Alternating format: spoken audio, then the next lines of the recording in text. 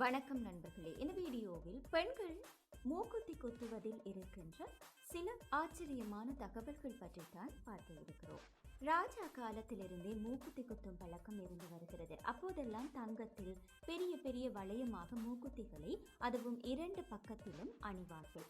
நாளடைவில் தான் மூக்குத்திகள் சிறிய கல் அளவுக்கு சுருங்கி இருக்கிறது. தங்கத்துக்கு ஒரு சில இயல்புகள் இருக்கிறது. குறிப்பாக எங்களுடைய உடலில் இருக்கின்ற வெப்பத்தை கிரகித்துக் கொண்டு நீண்ட நேரம் தன்னுள் வைத்திருக்கக்கூடிய ஆற்றல் தங்கத்துக்கு இருக்கிறது. அதனால் தான் மூக்கில் உள்ள துவாரத்தில் தங்கத்தில் மூக்குத்தி அணியும் போது அந்த தங்கமானது எங்களுடைய உடலில் இருக்கின்ற வெப்பத்தை கிரகித்து ஈர்த்துக் கொள்கிறதா.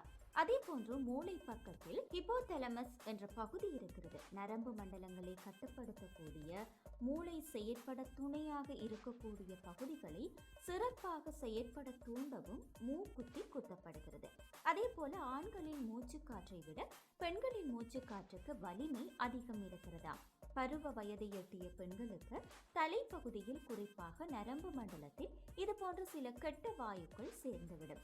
இந்த வாயுக்களை வெளியேற்றுவதற்காக பருவ வயது எட்டிய பெண்களுக்கு மூக்குத்தி குத்தப்படுகிறது. மூக்கு குத்துவதனால் பெண்களுக்கு சளி, ஒற்றை தலைவலி போன்ற சுவாச கோளாறுகள் நீங்குவதாக சொல்லப்படுகிறது. அத்துடன் பார்வை கோளாறுகள், நரம்பு சம்பந்தமான கோளாறுகளும் நீங்குகிறது. மனம் தடுமாறாமல் ஒரே நேர்கோட்டில் மனது குவியவும் உதவுகிறது. அதே போன்று வலது பக்கமும் இடது பக்கமும் சிலர் மூக்குத்தி குத்திக் கொள்கிறார்கள். இருந்தாலும் இடப்பக்கம் மூக்கு குத்துவதுதான் அதிக பலன்களை தருகிறதாக சொல்லப்படுகிறது. குறிப்பாக இடது பக்கத்தில் மூக்கு குத்திக் கொள்வதால் பெண்களின் வலது பக்க மூளை சிறப்பாக இயங்குகிறதா. இடப்பக்கத்தில் குத்திக் கொள்வதால் பெண்ணின் இனப்பெருக்க உறுப்புகளும் சீராக செயற்படுகிறது. மூக்கு குத்தியுள்ள பெண்களுக்கு குறைவான பிரசவ வலியை அனுபவிக்கிறார்கள். இதனால் குழந்தை சிரமமின்றி எளிதாக பிறக்கும் என்றும் சொல்கிறார்கள். அதே போல மாதவிடாய் பிரச்சனைகளின் அவதியும் குறைகிறதா. இந்த மூக்குத்தி குத்துவதில் இருக்கின்ற ஆன்மீக காரணம் பற்றி பார்த்தோமானால், இந்த மூக்குத்தியானது லக்ஷ்மி தேவியின் அம்சமாக கருதப்படுகிறது. மூக்கு குத்தும் பெண்களுக்கு லக்ஷ்மியின் ஆசி கிடைக்கும் என்பது நம்பிக்கையாக இருக்கிறது. அது மட்டுமல்லாமல் ஜாதகத்தில் சந்திரன் அல்லது புதன் 6ஆம் வீட்டில் இருந்தால் மூக்கு குத்தினால் ராசியில் உள்ள புதன் வலுப்பெறும் என்ற ஒரு நம்பிக்கையும் இருக்கிறது. இதே போன்று தங்கத்தில் மூக்குத்தி அணிவதால் குரு மற்றும் செவ்வாயின் அருளாசி கிடைக்கும் என்பது ஒரு ஆன்மீக நம்பிக்கையாக இருக்கிறது.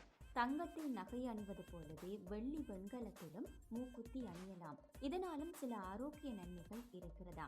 அதே போன்று வைரத்திலும் மூக்குத்தி அணிகிறார்கள்.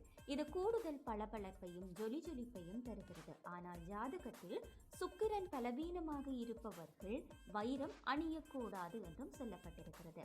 அதிலும் ஜாதகத்தில் சனி பாதகமான நிலையில் இருப்பவர்கள் வைரம் அணிய வேண்டாம் என்றும் ஜோதிடர்களுடைய கருத்தாக இருக்கிறது.